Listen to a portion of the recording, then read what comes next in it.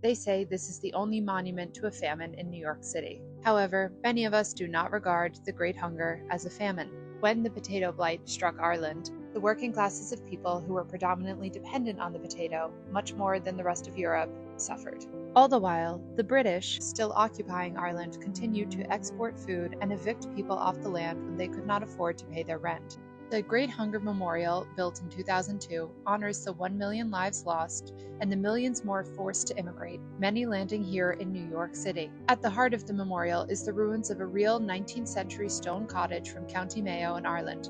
It was dismantled, shipped to New York, and rebuilt here, surrounded by stones and native plants from all 32 counties of Ireland. The curving slope is meant to feel like an Irish countryside, and when you reach the top, you turn and look back at New York City's skyline, reminding you of all of the people who were able to escape Ireland and land here safely. Of the estimated 2 million people who left Ireland, many of them came through New York City and stayed here, making a new life for themselves and shaping the city along the way, but never forgetting the many that they left behind in Ireland. And while the British stood by, taking food, evicting people, and letting them starve on the streets with grass stains on their mouth, people from America and around the world came to help.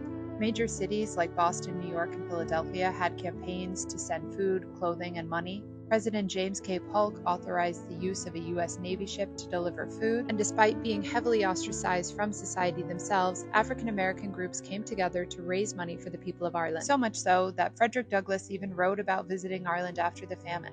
While there, he said, "I felt myself not regarded as a color, but as a man, not as a thing, but as a child of the common father of us all." And a group whose donation is still remembered and our connection is still strong was the Choctaw Nation. After suffering on the Trail of Tears just 16 years earlier, the Choctaw Nation gathered $170, worth much more today, and sent it for Irish famine relief. The monument throughout has stones with county names on it, and there are quotes framing the base of the memorial. I'll leave you with a particularly moving one. "A hungry people are a people without peace."